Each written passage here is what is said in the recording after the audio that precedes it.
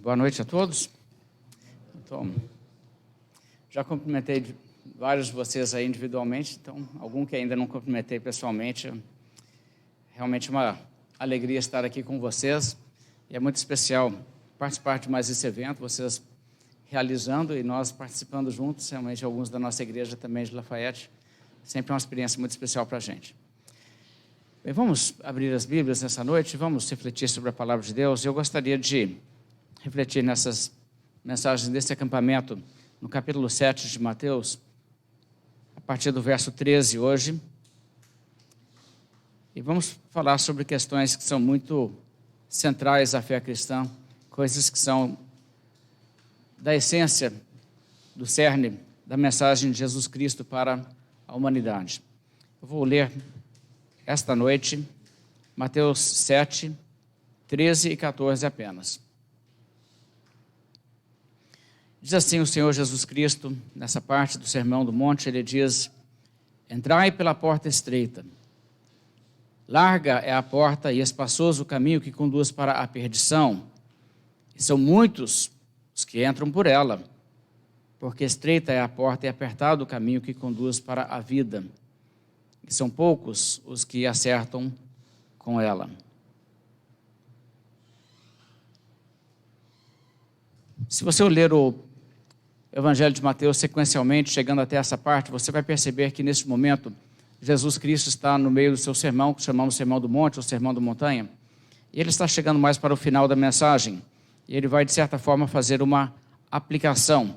Ele vem falando sobre muitas coisas que são mal compreendidas pelas pessoas da sociedade em que ele viveu dentro de Israel, no tempo do seu ministério terrestre, e ele corrige conceitos errados, ele demonstra coisas que são importantes eles entenderem, e a essa altura ele de certa maneira chega no que seria uma aplicação. E o Senhor Jesus Cristo vai de uma forma bastante direta quando ele fala. E ele que tem alguma coisa a nos dizer sobre o que significa realmente ser um seguidor dele. Precisamos então prestar bem atenção nessas palavras. Mas o que significa ser um cristão? Muitas pessoas se chamam cristãs, mas talvez não tenham compreensão do que o Senhor Jesus Cristo queria dizer quando ele fala que nós devemos segui-lo. John Bunyan, seu livro Peregrino, retrata a vida cristã de forma alegórica. E é muito interessante como ele entende o início da caminhada cristã. John Bunyan retrata a coisa dessa maneira. Um indivíduo que mora na cidade da destruição está lendo a Bíblia. E lendo a Bíblia, ele entende que ele é uma pessoa condenada, e não somente ele é condenado, mas toda a sua cidade, a sua família, seus conhecidos, todo mundo está destinado à destruição. E ele, de certa maneira, se desespera. Mas ninguém ali está dando bola para isso.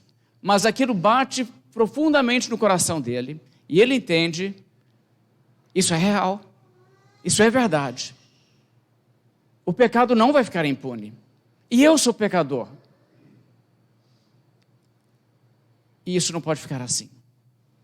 Então ele sai ali da cidade, abandona a cidade, apesar de pessoas clamarem com ele: volta, isso é bobagem. Mas ele sai. E então ele chega onde ele realmente inicia a sua jornada diante de uma porta estreita. E ele passa então por essa porta estreita, e ali ele entra por um caminho nada confortável, um caminho também estreito, difícil, de uma longa peregrinação e uma jornada até que ele chegue na cidade celestial. Mas também é o único caminho que leva para lá. Não seguindo por esse caminho, o seu destino seria a perdição. Sabe, é exatamente isso que o Senhor Jesus Cristo ensina nessa passagem aqui que nós estamos lendo e meditando sobre ela nessa noite. O Senhor Jesus Cristo está nos falando que existem dois caminhos para dizer dois modos de vida e dois destinos. No final da sua vida, você chegará a um destino. Existem dois: a vida ou a perdição. Mas Jesus Cristo também nos revela que o caminho que conduz para a perdição é um caminho cheio de gente, muita gente. Mas o caminho estreito que conduz para a vida é um caminho onde poucas pessoas estão. E o que o Senhor Jesus Cristo continua a fazer, indo até o final do sermão, é realmente expressar a urgência de ser uma pessoa que está no caminho certo, que está indo para o destino certo. Eu gostaria que você percebesse que Jesus Cristo abre aqui no verso 13, o que seria, vamos dizer assim, o início da conclusão de sua mensagem, com um imperativo. Ele diz, entrai pela porta estreita. O que isso significa? Jesus Cristo não está apenas dizendo, eu tenho algumas ideias, algumas palavras que vocês podem considerar e ver o que vocês acham melhor fazer com elas. Na verdade, o Senhor Jesus Cristo usa do imperativo, ou seja, ele expressa uma ordem. O que ele faz é dizer, eu tenho autoridade para exigir de você uma postura e eu estou ordenando que se faça isso. Entre tu pela porta estreita e siga pelo caminho apertado que conduz para a vida. Agora, é claro que o Senhor Jesus Cristo sempre se porta dessa maneira, ele fala com autoridade, como aquele que está totalmente no seu direito de nos dizer o que nós temos que fazer e como nós devemos nos comportar e como devemos pensar e agir em toda a área da nossa vida. Do tipo assim, você não tem direito de fazer outra coisa senão aquilo que eu ordeno. É exatamente assim que Cristo fala conosco. O que, é claro, não é nada senão simplesmente ser coerente com aquilo que ele mesmo diz sobre quem ele é e quais são os seus direitos. Ele é, afinal de contas, o nosso Criador e o nosso dono legítimo. E o que é que Jesus espera de nós? Sabe, muitas pessoas acham que Deus não tem praticamente exigências sobre suas vidas. Deus simplesmente é tipo assim, faz coisa muito errada não, conforme os padrões da sociedade aí, aqui do céu eu estou tranquilo, eu estou feliz com vocês. Mas será que é realmente isso? Porque quando você observa que Jesus Cristo veio a este mundo e trouxe a mensagem celestial, a mensagem de Deus para a humanidade, e como diz o evangelista João, Jesus Cristo veio trazendo graça e verdade, e ele comunica o que é a verdade. O que é que Deus realmente exige de nós? Bem, fica muito claro, estudando o que Jesus disse, que Deus exige de cada ser humano submeter-se a Jesus Cristo como seu Senhor. Veja, por exemplo, aqui no capítulo 7 mesmo de Mateus, palavras que nós vamos ainda considerar em outra mensagem, se Deus assim permitir, mas veja o verso 24, aqui do capítulo 7. Todo aquele, pois, que ouve estas minhas palavras e as pratica, será comparado a um homem prudente que edificou a sua casa sobre a rocha, e caiu a chuva, transbordaram os rios, sopraram os ventos, e deram com ímpeto contra aquela casa que não caiu, porque fora edificada sobre a rocha. E todo aquele que ouve estas minhas palavras e não as pratica, será comparado a um homem insensato, que edificou a sua casa sobre a areia, e caiu a chuva, transbordaram os rios, sopraram os ventos e deram com ímpeto contra aquela casa e ela desabou, sendo grande a sua ruína. E aqui Jesus Cristo diz, a vida de cada indivíduo é dessa maneira. Ou será uma grande tragédia, ou será de fato uma vida extremamente abençoada. Mas qual que é a diferença? O que faz a diferença? Vamos observar bem o que ele disse? Veja novamente o verso 24. Quem é a pessoa que será como a casa edificada sobre a rocha? A pessoa que será eternamente feliz. Todo aquele, pois, que ouve estas minhas palavras e as pratica, esse será comparado com a casa edificada na rocha. Gente, isso é muito impressionante. Jesus Cristo está dizendo, olha, eu estou aqui trazendo uma mensagem, preste atenção, se você ouvir o que eu estou falando, der atenção, se submeter, praticar o que eu estou dizendo, você está bem. Mas ele diz, todo aquele que ouve essas minhas palavras e não as pratica, será como a pessoa que estará indo para a grande ruína. Gente, isso é muito forte. Isso é muito forte. E eu sugiro a você que você nunca escutou uma pessoa falar nesse tom na sua frente, da sua vida. As únicas pessoas que já ouviram alguém realmente falar desse modo, foram as pessoas que ouviram ali o Senhor Jesus Cristo. Agora eu penso o que significaria isso. Você está ouvindo uma pessoa pregando e dizendo assim, escute aqui, gente, ou você me obedece, ou você está perdido para sempre. A sua alma está em jogo, a sua eternidade está em jogo. Ou você ouve o que eu estou te falando, preste atenção e pratica o que eu estou te falando, ou você está perdido. É exatamente isso que Jesus Cristo fez. Isso é impressionante. E Jesus Cristo falou essas coisas com a maior das solenidades. Veja em Mateus capítulo 28, no final do Evangelho, ouça o que o Senhor Jesus Cristo disse quando ele instrui os seus discípulos a saírem para fazer a evangelização de toda a humanidade. Em Mateus 28, verso 19, Jesus Cristo, mais uma vez, usando imperativos, dando ordens, coisa totalmente que está dentro da sua prerrogativa, ele diz, Mateus 28, 19, ide, portanto, fazei discípulos de todas as nações, batizando-os em nome do Pai, e do Filho e do Espírito Santo, ensinando-os a guardar todas as coisas que vos tenho ordenado, e eis que eu estou convosco todos os dias até a consumação do século. Novamente, que palavras impressionantes. Jesus Cristo diz, olha, vocês agora têm uma missão, eu estou incumbindo de vocês essa missão, de fazer discípulos pelo mundo inteiro, todas as nações. Sai, prega o Evangelho, conforme os outros evangelistas nos preenchem assim a maneira em que Jesus falou, pregai o Evangelho a toda criatura, quem crer e for batizado será salvo, quem porém não crer será condenado. E aqui Jesus Cristo coloca nessas palavras, vocês fazem discípulos, vocês os batizam, e vocês ensinam cada um a fazer o quê? O verso 20 novamente, ensinando-os a guardar todas as coisas que vos tenho ordenado. Novamente, o que Jesus faz? Jesus sugere? Não, Jesus ordena. E ele diz, eu tenho ordenado, eu tenho declarado a vocês a minha lei de como vocês devem viver, vocês transmitam isso às pessoas, e vocês ensinam essas pessoas. Quem for discípulo de Cristo, o que significa? Significa guardar todas as coisas que Jesus ordenou. É isso que significa se tornar um cristão. Na verdade, tornar-se um cristão é de fato fazer Jesus Cristo Senhor da sua vida e confiar e crer nele como seu Salvador.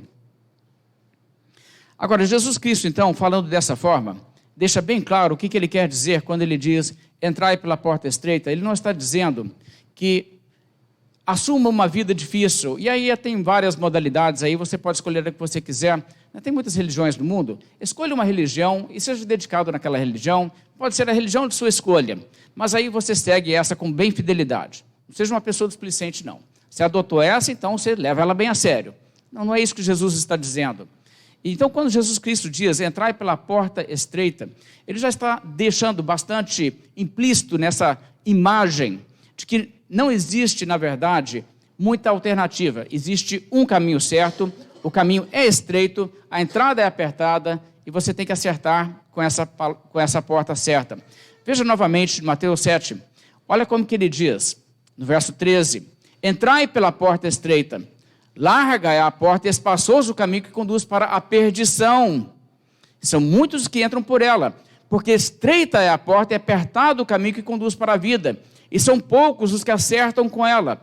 Veja, como assim os que acertam com ela? Olha, a verdade é que muita gente não acerta a porta. Entra pelo caminho largo. A porta estreita é uma porta pela qual poucas pessoas de fato entram. E Jesus, quando ele diz, entrai pela porta estreita, ele já está expressando com isso a realidade de que entrar pelo caminho certo já é em si uma coisa rara.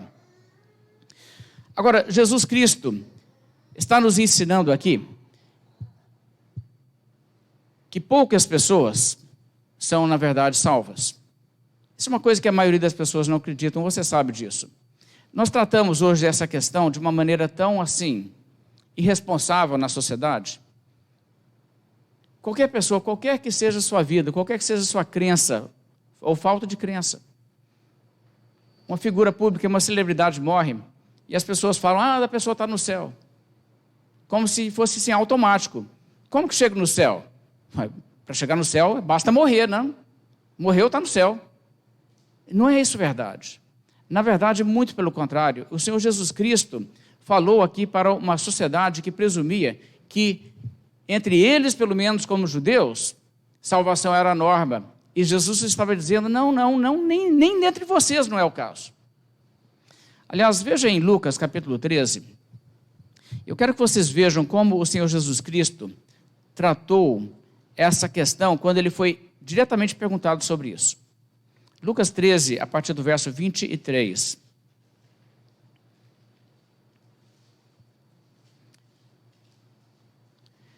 Quando eu leio essa passagem, a impressão que eu tenho, que pode estar errada, mas é a minha impressão, é que a pergunta que vem a Jesus aqui, vem como consequência de uma pessoa ter ouvido alguma coisa já de Jesus. Essa pessoa vem acompanhando Jesus, vem escutando Jesus, e a pessoa vai pensando assim, mas pelo que eu estou entendendo, a coisa aqui não é tão fácil, não. Então, no verso 23, a Bíblia diz, e alguém lhe perguntou, Senhor, são poucos os que são salvos?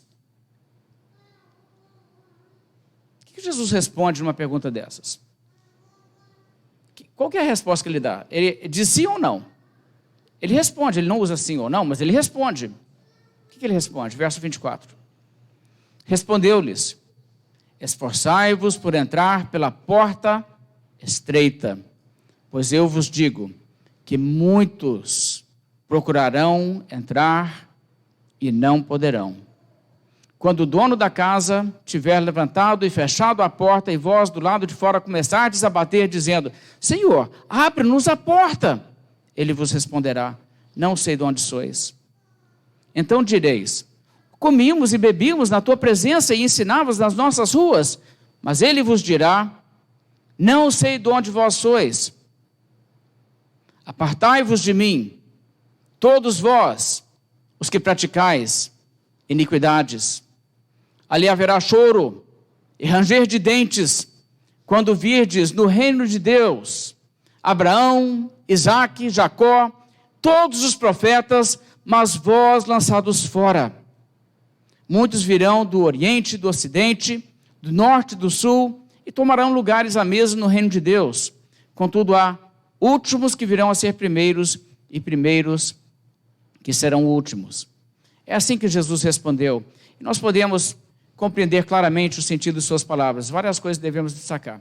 A resposta em relação à pergunta, são poucos os que são salvos? A resposta é sim, exatamente, são poucos os que são salvos.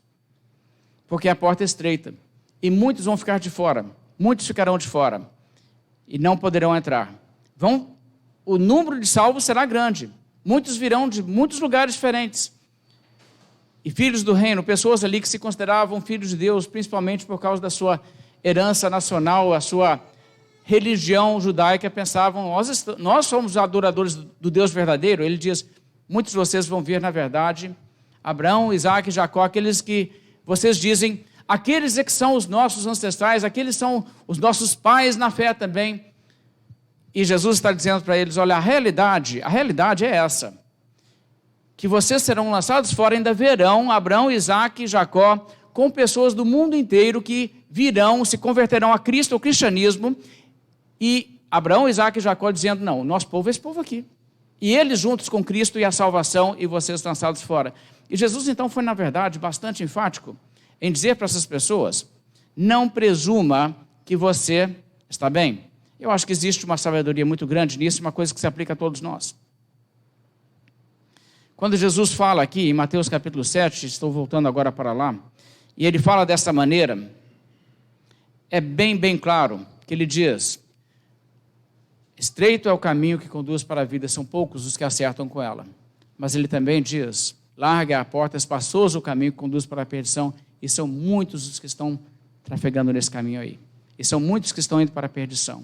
Então, conforme o ensino do Senhor Jesus Cristo, poucos têm como seu destino a salvação. Muitos a perdição. E, de vez em quando, eu sinto assim, quase que uma urgência, uma necessidade de dizer para as pessoas que estão achando assim que, mas eu devo ter salvação, não sou uma pessoa excepcionalmente ruim. Não é bem assim a coisa, é bem o contrário a coisa. Não é que é difícil você ir parar no inferno. É difícil você não parar no inferno. Porque a maioria da humanidade está indo para a condenação. E é isso que Jesus está dizendo. Então, estamos falando aqui de realidades seríssimas. Eu acho que não existe nada melhor do que ler as palavras de Jesus na Bíblia para nos curar da nossa indiferença espiritual, da nossa letargia espiritual, da nossa atitude quase que displicente em relação a coisas eternas. A gente vive nesse mundo no meio de gente que não acredita nas coisas eternas, não acredita na salvação, na perdição, e em pouco tempo a gente está começando quase que a agir igual a todo mundo. A gente tem que sempre voltar a Cristo, voltar às suas palavras e reconhecer, essas questões são seríssimas. As questões de vida eterna são seríssimas. Salvação não é a regra, salvação, poderíamos dizer, na verdade, é a exceção. Ser salvo é coisa rara. Você é uma pessoa salva?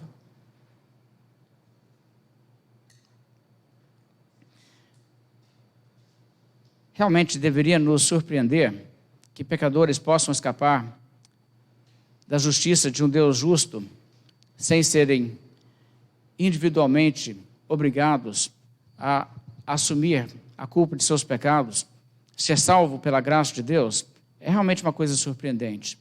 Mas Jesus Cristo nos mostra que não é simplesmente uma coisa padrão, é uma coisa rara. Por que é dessa maneira? Eu acho que se nós pensarmos sobre a humanidade como um todo, nós podemos pensar a seguinte questão. A Bíblia é muito clara em relação ao fato que somente quem crê em Jesus Cristo é salvo. Não existe salvação fora de Jesus Cristo. Vocês conhecem os textos, muitos textos claríssimos. Jesus, por exemplo, pregou e disse: eu sou o caminho, a verdade e a vida, ninguém vem ao Pai senão por mim. O apóstolo Pedro pregou em Atos dizendo que Jesus é pedra angular, rejeitada pelas pessoas que deveriam ser os construtores. Mesmo assim, ela vem a ser a pedra angular, e ele então diz para essas pessoas que não criam em Jesus, ele diz: e não há salvação em nenhum outro, porque abaixo do céu não existe outro nome dado entre os homens pelo qual é necessário que sejamos salvos. E o que a Bíblia está dizendo? Se você entender o que isso apenas significa, você sabe que coisa de 1/3 da humanidade professa ser cristã. De modo que 2/3 nem professa ser cristã. E conforme a Bíblia está nos dizendo, Jesus Cristo é o único caminho, e ninguém vem ao Pai senão por Ele, então 2/3 da humanidade já automaticamente estão no caminho largo. Algumas pessoas rejeitam isso, contestam isso, dizem: mas isso, eu não aceito isso, como esse negócio de só Jesus. Por que só Jesus? Bem, é só Jesus porque, na verdade, quem é Jesus afinal de contas? Jesus Cristo é o próprio Deus encarnado. Se você entende isso, é muito simples entender essa questão, porque veja só, imagina uma pessoa diz assim: eu amo a Deus, eu sirvo a Deus, e Deus comparece e diz: aqui estou. Diz: não, você não. É Deus, você não. Só que aquele é Deus. Mas como assim? Está vendo? Se a pessoa não reconhece Jesus, na verdade, é evidente que essa pessoa não está reconhecendo quem é o seu Criador. E qualquer pessoa que diz: tá, não, esse Jesus veio e falou umas coisas aí, mas eu sigo outra pessoa, eu tenho o meu líder espiritual, e eu sigo ele. Entendeu? Então, esse Jesus para mim não é o meu... Automaticamente, o que ele fez? Ele, na verdade, rejeitou a Deus. Não tem outra maneira de trabalhar essa questão. Mas o que fazer com aquele 1/3 da humanidade? Queremos então dizer com isso que esse 1/3 da humanidade que diz: eu sou cristão, esse pessoal está seguro então, é isso? Bem, veja aí Mateus 7, verso 21, Jesus Cristo também disse, logo em seguida: nem todo o que me diz Senhor, Senhor entrará no reino dos céus, mas aquele que faz a vontade de meu Pai que está nos céus. Muitos naquele dia hão de dizer-me: Senhor, Senhor, porventura não temos nós profetizado em teu nome, e em teu nome não expelimos demônios, e em teu nome não fizemos muitos milagres? Então lhes direi explicitamente: nunca vos conheci, apartai-vos de mim, os que praticais iniquidade. Então, se nós temos 2/3 da humanidade que nem mesmo reconhece o seu Criador, e nós temos 1/3 da humanidade que professa, e Jesus Cristo nos diz: mas não é simplesmente todo mundo que diz a Jesus, Senhor, que é salvo. Então nós temos que entender que, na verdade, esse 1/3 da humanidade ainda é um grupo grande demais. O que Jesus Cristo diz aqui?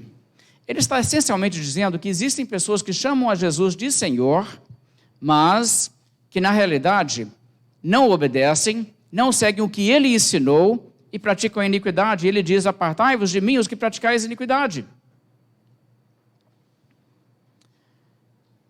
Você já conheceu alguém que diz, eu sou cristão, mas se você pergunta um pouco mais, a pessoa diz assim, não, mas eu não sou praticante. Bem, isso já diz alguma coisa, não é? Das pessoas que se dizem cristãos no mundo, a maioria, na verdade, teria que ser classificada como gente não praticante. Então já reduz bastante o quadro. E depois dos praticantes, você pode chegar e dizer, ah tá, mas esses aqui, eles dizem que são cristãos e eles são praticantes, então esse pessoal aqui, nem assim. Porque a realidade é que existem muitas perversões do cristianismo que professam ser cristianismo, mas na verdade nem são. E uma pessoa pode estar, na verdade, seguindo uma religião, se chamando de cristã, pode colocar até nome de Jesus no peito com o seu uniforme ou com a sua camisa ou qualquer coisa, e na verdade está seguindo não os ensinamentos de Jesus, mas ensinamentos de pessoas que usam o nome de Jesus, mas na verdade não estão realmente promovendo o que Jesus Cristo ensinou. E se isso for o caso, então a pessoa está praticando a iniquidade mesmo assim. Porque qualquer maneira de se servir a Deus e praticar a religião que não seja realmente conforme o que Jesus Cristo ensinou, é praticar a iniquidade. Sabe, quando falamos de iniquidade, tem pessoas que pensam assim, roubar, matar. Não, roubar, matar, ir à igreja. Você sabe que ir à igreja pode ser iniquidade? Se você for à igreja e fizer coisas que Deus abomina na igreja, a sua religião também é iniquidade. E está cheio disso aí. Então nós temos também isso. Mas você também pode pegar as igrejas onde a verdade é ensinada, onde a essência do evangelho realmente está sendo pregada corretamente, e se uma pessoa crer naquilo que é o ensino daquela igreja, ela será realmente uma pessoa que acredita no evangelho bíblico que Cristo ensinou. E uma pessoa que frequenta uma igreja dessa e é assídua, e pode estar até na frente, pode até estar na liderança da igreja, mas ela também pode ser uma pessoa praticante, mas também hipócrita. E ela tem uma vida podre, uma vida incoerente, não é nada daquilo, e as pessoas ali acreditam assim, não, irmã fulana, irmão fulano, gente muito crente, né? Mas Deus sabe que essa pessoa é insincera, é uma fachada. E de que adianta? Então, quando você entende que o que Jesus Cristo está dizendo é que, verdadeiramente, a porta é estreita, e que mesmo as pessoas que professam o Senhor, Senhor, em relação a Jesus, se praticam a iniquidade, Jesus dirá naquele dia, eu nunca conheci vocês, vocês não são da minha igreja. Estamos falando aqui de uma realidade muito solene. Qual a porcentagem de pessoas salvas no mundo? Irmãos, eu não sei dizer, ninguém realmente vai conseguir fazer uma estatística disso, mas Deus sabe. Mas são poucos. São poucos.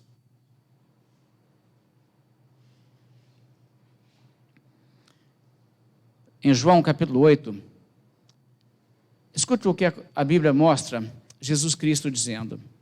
João 8,31. Disse, pois, Jesus aos judeus que haviam crido nele, se vós permanecerdes na minha palavra, sois verdadeiramente meus discípulos, e conhecereis a verdade, e a verdade vos libertará. Pensa um pouco sobre essas palavras. Para quem Jesus falou? Jesus falou aos judeus que haviam crido nele. Ou seja, pessoas que estavam ouvindo Jesus ali e falaram assim, esse homem aí, ele é o Messias mesmo. Ele é aquele que nós devemos seguir. E Jesus disse assim, muito bem, então, agora uma palavrinha com vocês que estão dizendo que vocês creem em mim. Se vós permanecerdes na minha palavra, sois verdadeiramente meus discípulos. Ou seja, existem pessoas que dizem, eu creio em Jesus, mas que não realmente permanecem na sua palavra. Essas pessoas não são realmente discípulos de Jesus. Existem muitos exemplos nesse sentido que a Bíblia nos mostra. Aliás, é tão importante estarmos sempre lendo a Bíblia e sempre, vamos dizer assim, lavando o nosso coração, lavando nossa alma com a palavra de Deus. Porque se você estiver realmente, profundamente enraizado na Bíblia, a Bíblia vai confrontar o seu pecado o tempo todo, e a Bíblia vai expor sua hipocrisia o tempo todo, e, como diz aí um ditado evangélico, mas que tem realmente uma verdade muito profunda, ou o pecado te afasta da Bíblia, ou a Bíblia te afasta do pecado.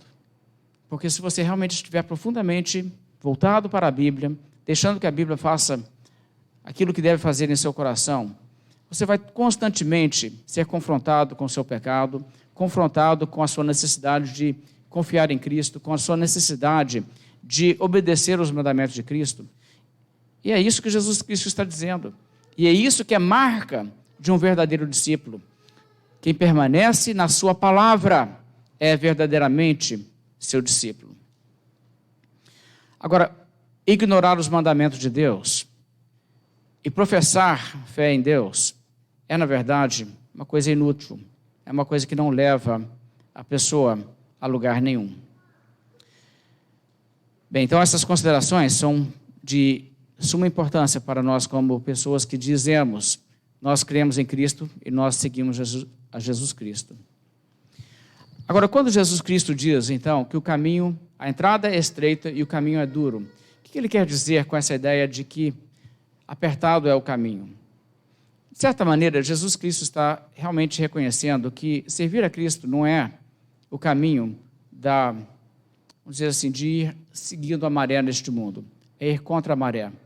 Porque o mundo vai numa direção e o crente tem que ir contra a maré, tem que ir contra a correnteza. O caminho apertado, nós podemos ver Jesus Cristo elaborando e explicando em várias ocasiões. Eu vou ler algumas palavras de Cristo, refletindo sobre o que será que Jesus quer dizer quando ele diz o caminho apertado. Não é um caminho de facilidade. Em determinada ocasião, Lucas diz, grandes multidões o acompanhavam.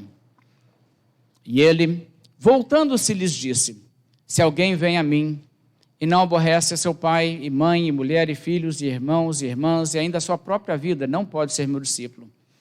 E qualquer que tomar a sua cruz e vier após mim, não pode ser meu discípulo. Desculpe. E qualquer que não tomar a sua cruz e vier após mim, não pode ser meu discípulo. Pois qual de vós, pretendendo construir uma torre, não se assenta primeiro para calcular a despesa e verificar se tem os meios para a concluir, para não suceder que, tendo lançado os alicerces e não podendo acabar, todos os que a virem zombem dele, dizendo, este homem começou a construir e não pôde acabar. Ou qual é o rei que, indo para combater outro rei, não se assenta primeiro para calcular se com 10.000 homens poderá enfrentar o que vem contra ele com 20.000. Caso contrário, estando outro ainda longe, envia-lhe uma embaixada pedindo condições de paz. Assim, pois, todo aquele dentre vós que não renuncia tudo quanto tem, não pode ser meu discípulo. Jesus Cristo está nos mostrando que ser cristão é, primeiramente, uma vida de entrega total e é uma vida de renúncia. É uma vida de dizer, importa para mim que Deus aprove o que eu estou fazendo e a minha vida, não os outros. De repente, outros vão desaprovar, mas eu amo Jesus mais. Não é o que os outros pensam de mim. Sabe, isso é uma coisa que muita gente não quer realmente encarar. Muita gente está naquele conflito assim, o que a minha família vai pensar de mim? O que os meus colegas vão pensar de mim? Isso é uma crise que muita gente enfrenta. E muita gente pensa assim, não, esse negócio está com nada não, a sociedade assim, é meio antagônica a pessoas que são assim, eu não quero ser visto como um fanático. Então, essa atitude mesmo é que Jesus está dizendo. Se uma pessoa quer seguir a Jesus e não está disposta a simplesmente deixar para lá o que os outros pensam e seguir a Jesus e largar tudo, então pense bem, calcule bem se é isso mesmo que você quer, porque não adianta nada você dizer, não, eu vou dizer que eu vou seguir a Cristo, mas na verdade você não está disposto a realmente pagar o preço. O Senhor Jesus Cristo deixa muito claro que ser um cristão significa viver de uma maneira que o mundo pode realmente rejeitar. Ele disse aos seus discípulos os termos mais francos, não vos espanteis se o mundo vos odeia, que primeiro odiou a mim. Ele diz, é típico isso, o discípulo deve ser como seu Senhor. Se me chamaram de Beelzebul, Você vai seguir a Cristo, você vai passar por rejeição neste mundo. Então isso é parte também da realidade de ser um caminho estreito. E é um caminho, como Jesus diz, de tomar a sua cruz e seguir. Tomar a cruz tem bem a ver com estar disposto a morrer por Cristo. E morrer está no sentido de ser um mártir pela fé, mas também no sentido de morrer para o pecado, morrer para a tentação, de dizer, não, eu não vou seguir o pecado. Eu vou seguir de fato a Jesus Cristo. Então, com essas palavras, Jesus nos diz, existe um caminho que é largo. Nesse caminho você pode fazer o que você quiser, você pode seguir a religião que você quiser, e existe também o caminho estreito. O caminho estreito não, você tem que acertar com a verdade, e é um caminho apertado, não é um caminho onde você terá muita liberdade. Então, nisso aí está envolvido parte da realidade que poucas pessoas acertam com o caminho estreito e poucas pessoas seguem por esse caminho. Nós devemos perceber que o importante é que Jesus está dizendo que cada caminho tem o seu destino distinto. O que significa Jesus dizer? Alguns vão para a perdição e outros para a vida. Vamos pensar sobre isso. O que Jesus quer dizer com perdição? No período em que Jesus Cristo falou e pregou, e no contexto da nação de Israel onde Jesus pregou, não havia assim muita ambiguidade do que o Senhor Jesus Cristo estaria dizendo quando ele diz a perdição. As pessoas ali em Israel, eles acreditavam em existência consciente após a morte, acreditavam também na ressurreição futura e acreditavam que todo ser humano existiria eternamente. Isso era fundamental e era parte da crença dos judeus de qualquer modalidade, fora fora saduceus, que na verdade eram incrédulos e eram tratados bem como incrédulos por Jesus Cristo. Agora, o que acontece? No contexto então de Israel, se você seguisse uma linha como dos fariseus, que era a linha religiosa predominante dentro de Israel, ou até mesmo de alguma seita como os essênios, as pessoas acreditavam piamente. Existe essa questão, vida após a morte, e existe o inferno, para onde as pessoas vão, e é um local de tormento consciente. E existe a ressurreição do corpo também, e existe para toda a eternidade, cada indivíduo que vive neste mundo continuará existindo. Agora, Jesus Cristo reforçou isso nos termos mais claros. Deixe-me citar apenas algumas palavras de Jesus Cristo. Eu quero que você capte o que Jesus Cristo quer dizer quando ele fala de perdição. Ele diz dessa maneira, por exemplo, em Mateus 25. Então o rei dirá também aos que estiverem à sua esquerda: apartai-vos de mim, malditos, para o fogo eterno preparado para o diabo e seus anjos. Fogo eterno preparado para o diabo e seus anjos. Muito claro. O que significa isso? Vocês já viram várias vezes aqui Jesus Cristo falando apartai-vos de mim. Mateus 7 fala isso, Lucas 13 fala isso, Mateus 25 fala isso. Como assim apartai-vos de mim? Claro que não existe um lugar onde Deus não está. Para onde irei me ausentar da sua presença, como diz o salmista. Deus está em todo lugar, mas as bênçãos de Deus não estão em todo lugar, e a graça de Deus não está em todo lugar, e nós vivíamos neste mundo, vamos dizer assim, não na presença plena de Deus, mas existe sim a manifestação da bondade, da graça de Deus sobre todos nós. Não existe uma pessoa que não está nesse momento sendo sustentado e abençoado por bênçãos divinas. A Bíblia diz que toda boa dádiva e todo dom perfeito são lá do alto, descendo do Pai das luzes. Deus é quem nos dá todas as bênçãos. Se existe qualquer manifestação da bondade de Deus na vida de uma pessoa, o que seria uma existência onde a pessoa continua existindo, mas as bênçãos de Deus são tiradas em sua totalidade? O que seria isso? Olha, nós não fazemos ideia do que seria isso, não. Mas reflita sobre essas palavras. Jesus Cristo falou sobre duas pessoas, Lázaro e o rico. E o rico morreu, e ele foi para o inferno. E no inferno, querendo algum alívio para o seu tormento, e não querendo pedir demais, pede uma coisa que seria assim: não teria nem efeito, mas assim, talvez uma coisa quase que simbólica, né? Alguma manifestação de misericórdia. Manda que Lázaro venha e molhe a ponta da minha língua, tal, porque eu estou atormentado nessa chama.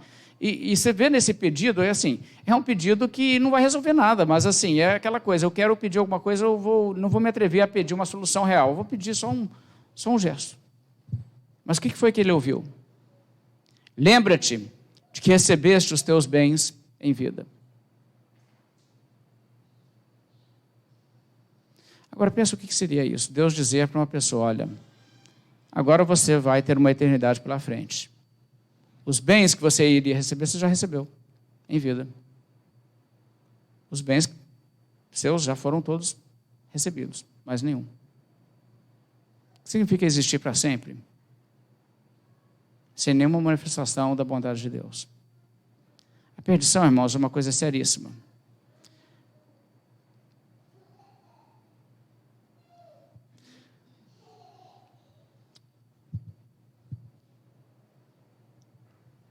Nós temos que falar sobre isso. Porque é uma coisa real. Jesus Cristo falou sobre isso. E Jesus Cristo falou sobre isso mais que qualquer pessoa na Bíblia. As suas palavras são as palavras mais claras e mais enfáticas sobre o inferno. E quando você vê Jesus Cristo falando, sabe o que você percebe? É que Jesus Cristo está meio que assim dizendo, gente, acorda, vocês não estão entendendo, o negócio é sério, isso aqui é real. Vocês estão aqui iludidos que acham que isso aqui é tudo. Existe uma eternidade. Deixa eu ler mais palavras do Senhor Jesus Cristo. Jesus diz, não temais os que matam o corpo e depois disso nada mais podem fazer. Eu, porém, vos mostrarei a quem deveis temer. Temei aquele que depois de matar tem poder para lançar no inferno. Sim, digo-vos, a esse deveis temer. Em outro lugar, Jesus Cristo diz assim, se a tua mão te faz tropeçar, corta, pois é melhor entrares maneta na vida do que tendo as duas mãos ires para o inferno, para o fogo inextinguível, onde não lhes morre o verme, nem o fogo se apaga. Ele vai dando outros exemplos, se o teu pé, ou não, qualquer coisa que for motivo de tropeço, se um dos teus olhos te faz tropeçar, é melhor você ficar sem qualquer coisa assim, do que ir parar no inferno. Jesus Cristo perguntou, o que aproveita o homem ganhar o mundo inteiro e perder a sua alma? Irmãos, isso é uma coisa que as pessoas não estão realmente entendendo. Na verdade, existe uma incredulidade geral com relação à mensagem de Jesus. Eu diria que são pouquíssimas pessoas que realmente acreditam no que Jesus falou em relação a isso. Tem muitos movimentos aí que o pessoal até reúne, se chama de cristão e faz aí todo um... Mas pergunta para eles, não, inferno não, isso não existe, não é dessa maneira não. Não, isso aí, assim, isso é simbólico, ou qualquer coisa desse tipo. Gente, isso não é coisa para se brincar. O Apocalipse diz, nesses termos, também esse beberá do vinho da cólera de Deus, preparado sem mistura do cálice da sua ira, e será atormentado com fogo e enxofre diante dos santos anjos e na presença do Cordeiro. A fumaça do seu tormento sobe pelos séculos dos séculos, e não tem descanso algum, nem de dia e nem de noite. Isso é o que a Bíblia está retratando aqui. Essa incredulidade em relação às palavras de Cristo tem uma consequência seríssima. E eu não sei nem por que as pessoas duvidam disso. Porque olhando o mundo no estado que está, uma coisa que você vê é o seguinte, existe bondade, mas existe também bastante sofrimento, não existe? As pessoas às vezes pegam e levantam a questão seguinte, como é que vocês acreditam num Deus de amor, um Deus bondoso? Olha o sofrimento que existe no mundo. Gente, mas é totalmente coerente com o ensinamento bíblico de que existe um Deus que também é justo. E um Deus que considera assim, que o pecado é consequente e as consequências do pecado serão reais. Agora, eu imagino às vezes o seguinte, imagine dois monges isolados da sociedade, em um monastério, onde eles não têm notícia do que acontece no mundo lá fora. E não tendo notícia, vivendo num ambiente assim, muito protegido, muito isolado, onde todo mundo é mais ou menos assim, bem cuidado, entra numa discussão sobre o que acontece no mundo lá fora, e um diz para o outro o seguinte, olha, eu não acredito que essas coisas que a gente lê aí nos livros, falando que tem lá fora guerra, destruição, essas doenças, epidemias, eu não acredito nessas coisas não, você acredita? Mas por que você não acredita? Não, Deus é muito bom, Deus é amor, Deus não deixaria uma coisa dessa acontecer. Aí o outro fala assim, você me convenceu, realmente, não, Deus é bom demais para deixar isso acontecer. E sem poder olhar lá fora e ver o que é, eles poderiam totalmente fazer aquela bolha de ilusão, achar assim, é isso mesmo. Você sabe o que é isso que as pessoas estão fazendo em relação à eternidade? Olha, existem pessoas diariamente que estão morrendo e partindo dessa vida, acordando no inferno e dizendo assim, está todo mundo enganado, todo mundo está iludido lá. E dizendo, eu queria poder voltar, mas não vai ter como voltar.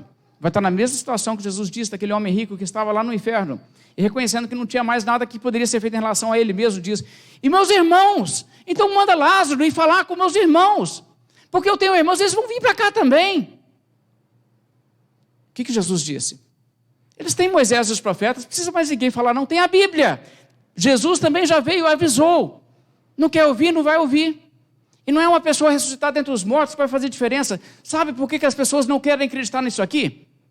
Porque, na verdade, mesmo que uma pessoa ressuscitasse dentre os mortos, o compromisso delas com viver da maneira que elas querem viver e não seguir Jesus, já está estabelecido, elas não estão querendo saber o que é a verdade. Elas vão fechar os ouvidos para a verdade, por mais claro que seja a declaração.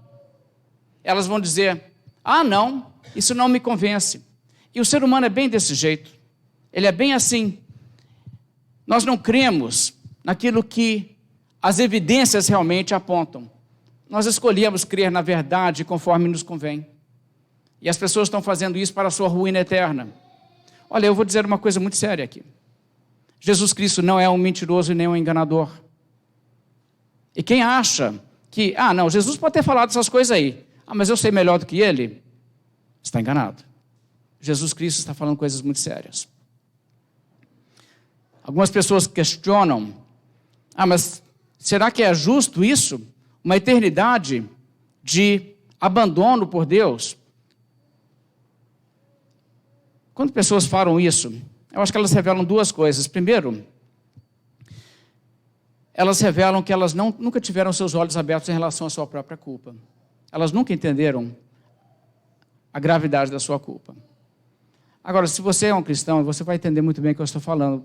Acompanhe meu raciocínio. Você sabe que quando Deus operou no seu coração e você caiu sob convicção de pecado, tinha uma coisa que você tinha certeza, que se Deus te desse o que você merece, você ia para o inferno. É verdade ou não é? Se você é um cristão, você passou por isso. Eu passei por isso. Passei por isso e tremi. Eu reconheci. Deus me abriu os olhos para ver os meus pecados. E eu percebi, realmente, uma criatura como eu sou repugnante para Deus, não tem motivo para Deus querer, assim, me dar perdão, não, a não ser que seja graça e misericórdia mesmo, porque, assim, nós merecemos a rejeição de Deus. Agora, uma pessoa que chega e diz assim, eu não acredito que as pessoas mereçam isso, a primeira coisa que ela está te falando é o seguinte, nunca tive meus olhos abertos para enxergar meu próprio pecado. Segunda coisa que ela está dizendo é, eu não entendo quem é Deus. Quem é Deus, afinal de contas? Qual é a gravidade de se ofender a Deus e de se rejeitar a palavra de Deus? Quando Deus diz uma coisa e dá uma ordem, a pessoa diz assim, estou nem aí. Qual que é a seriedade disso? Que nível de gravidade isso tem? Pensa em quem Deus é. Deus, que é o nosso Criador, Ele é o dono legítimo de tudo, Senhor de tudo, é aquele que, por direito de criação, pode nos dar ordens. Mas as pessoas muitas vezes o desprezam. Além disso, Deus, por ser santo, justo e bom, Ele somente ordena aquilo que é essencialmente o certo. Deus nunca dá uma ordem que diz à pessoa, faça uma coisa má. As únicas coisas que Deus diz, faça isso, é porque realmente o correto e o nosso dever é exatamente agir dessa maneira. Aquilo que Deus diz não faça, é porque agir dessa maneira é fundamentalmente mau e perverso. De maneira que toda a regra que Deus exige do ser humano não é nada senão a exigência de não ser mau. Então obedecê-lo é justo também por isso. Mas além disso, Deus é o nosso benfeitor e nós temos dívida de gratidão para com Deus que nos torna moralmente obrigados a reconhecer que aquele que tem tanto nos abençoado deveria ter a nossa eterna gratidão. E existe uma imensa ingratidão em simplesmente desprezar as ordens de Deus. Então tudo isso torna a desobediência a Deus algo extremamente grave.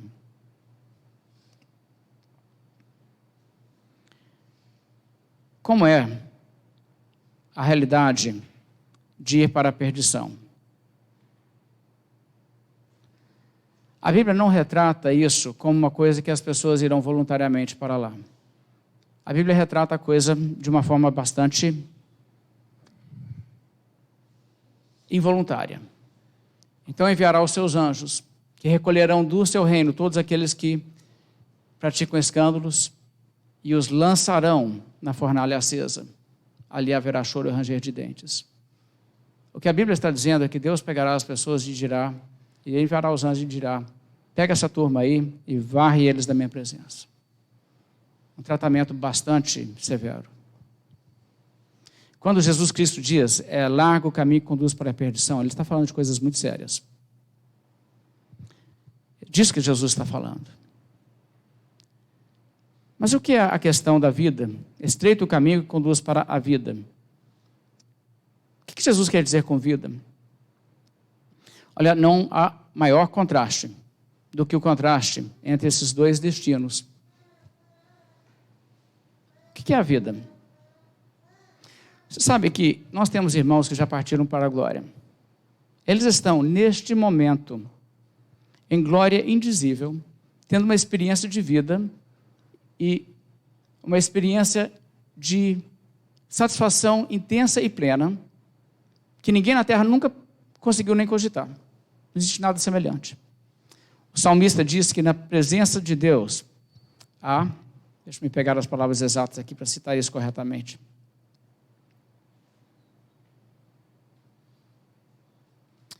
Salmo 16, 11. Tu me farás ver os caminhos da vida, na tua presença há plenitude de alegria, e na tua destra, delícias perpetuamente. É disso que estamos falando quando falamos de vida. Às vezes, quando falamos sobre a vida eterna, e o destino glorioso que Deus tem para o seu povo, nós valorizamos, ao falar sobre isso, as coisas que não haverá. Está certo, é importante falar isso mesmo, a Bíblia mesmo faz isso. Não haverá morte, não haverá sofrimento, não haverá dor, não haverá tristeza, tudo isso aí. Mas talvez a gente também deixe de valorizar devidamente o que haverá. O que será realmente desfrutar da vida, como Jesus Cristo diz, o que chega no destino do caminho estreito, no final dele, essa pessoa entra para a vida. Primeiramente, existe a plena comunhão com Deus e está no que poderíamos chamar assim a presença plena de Deus, onde a manifestação de Deus e a manifestação do seu amor será uma coisa tão maravilhosa que nós não podemos realmente imaginar do que se trata. Vamos pensar um pouco sobre isso. A Bíblia diz, por exemplo, que as pessoas na eternidade, novos céus, nova terra, não precisam de luz, nem de candeia, nem nada desse tipo, porque o próprio Deus brilhará sobre eles. Está falando de uma intimidade com Deus que nesse mundo nós não vamos realmente poder compreender. Talvez nessa vida, mesmo sobre o perdão de Deus, mesmo salvos, reconciliados com Cristo, você ainda tenha momentos em que você se sente muito só, muito assim, Deus não está muito comigo. Talvez até pense assim, será que Deus me ama mesmo? Olha, mas estar ali, Deus inundará nossos corações cada vez mais com provas do seu amor, de maneira que nosso cálice se transbordará. E conhecer a Deus cada vez mais, Deus se dar a conhecer. Sabe, nós somos criaturas finitas, nós nunca nos tornaremos infinitos. Você nunca vai parar de aprender, você nunca vai parar de crescer em um certo sentido, você vai se tornar perfeitamente santo e não vai nunca mais pecar. Mas você vai cada vez mais ter um relacionamento profundo e íntimo com Deus, o ser mais fascinante que poderia haver. Você vai se deleitar em Deus de uma maneira em que você sempre poderá dizer: esse Deus é maravilhoso e ainda quero conhecê-lo mais. Nós cantamos aqui no início: Deus, somente Deus, por toda a eternidade inspirará o nosso louvor. Não é assim? De fato, o que poderia realmente preencher o coração de um ser humano, não por alguns minutos ou alguns anos, mas por uma eternidade. O mais maravilhoso ser que existe, o Senhor Deus. E nós vamos ter um relacionamento com Deus muito mais maravilhoso do que qualquer coisa que nós realmente somos capazes de entender. Vamos conhecer o caráter santo de Deus, sua bondade. Ele nos mostrará mais da sua mente insondável, seus atributos gloriosos, seu poder, sua sabedoria, seu conhecimento, sua justiça. Deus é capaz de nos encantar e de nos preencher para sempre. E também nós estaremos rodeados de uma comunhão de santos, uma multidão que ninguém pode enumerar. E nós estaremos rodeados de santos aperfeiçoados. A Bíblia diz dos santos que já estão no céu, que eles são santos aperfeiçoados. Não tem pecado. Irmãos, não é tão, assim, poderoso a comunhão que pode haver entre irmãos. Mesmo aqui entre nós que somos tão, assim, limitados e imperfeitos, e de vez em quando a gente se decepciona um com o outro.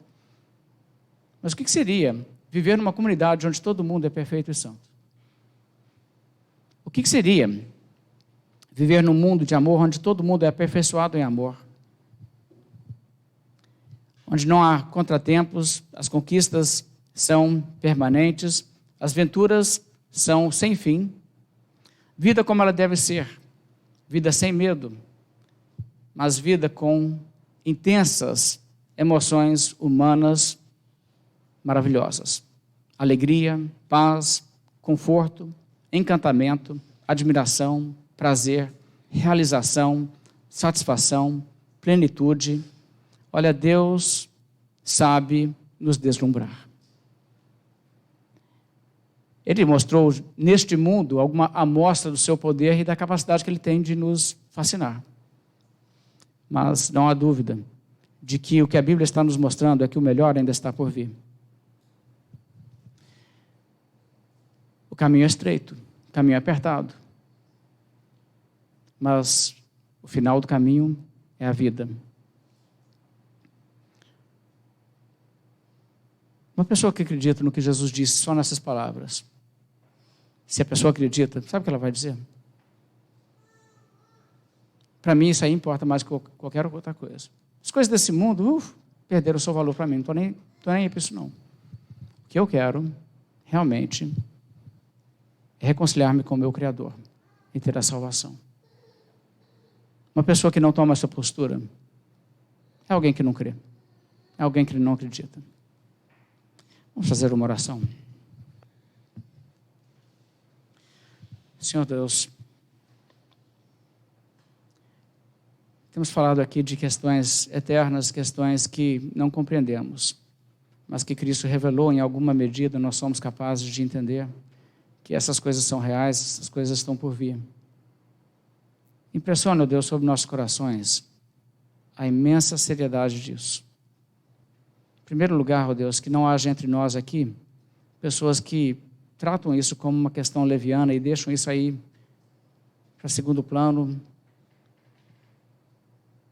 tratam isso com incredulidade. Mas que sejamos, ó Deus, de fato, pessoas que correspondem com todas as palavras do Senhor Jesus Cristo. Senhor Deus, nós pedimos também que o Senhor possa nos despertar para que nós não saibamos essas coisas com uma atitude que diz, tá, mas isso aí não é tão sério assim. Senhor Deus, nos faça ver o quanto é importante levar essa mensagem para aqueles que estão perdidos, comunicar, ó Deus, em amor para essas pessoas, a necessidade de salvação em Jesus Cristo. Senhor Deus, nos ajude a ver que as coisas dessa vida são tão passageiras e tão insignificantes comparadas com a eternidade. Que nós possamos fazer, de fato, de nossas vidas, nossa missão, divulgarmos e pregarmos o Evangelho de Jesus Cristo e colaborarmos com a obra de Deus. Senhor Deus, com um evento como esse, Senhor Deus, nós estamos aqui reunidos, um grupo de crentes, um grupo de pessoas que acreditam na Tua Palavra.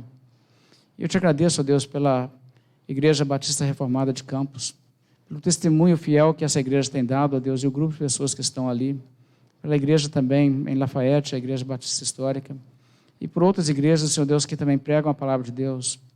Mas ajude-nos, ó Deus, a ter os olhos abertos constantemente para a importância dessa obra de pregar a verdade neste mundo que perece, que nós possamos entender, ó Deus, que nós temos um curto tempo aqui nesse mundo para agir e para atuar e para sermos luz para um mundo que precisa da salvação. E que com isso, ó Deus, nós sejamos de todo dedicados e devotos à causa de Cristo, que possamos colaborar com o reino de Deus, que possamos valorizar a nossa igreja, amar os irmãos e realmente lutar pela causa de Cristo com todas as nossas forças. Que nós não esperemos para chegar do outro lado para dizer: desperdicei muito da minha vida, mas realmente poder, aqui e agora, ter esse despertamento de que essas coisas eternas importam muito mais do que as coisas de ordem passageira que querem furtar a nossa atenção. Que sejamos, ó Deus, nesse sentido também abençoados pelo Senhor. Te pedimos isso em nome do Senhor Jesus. Amém.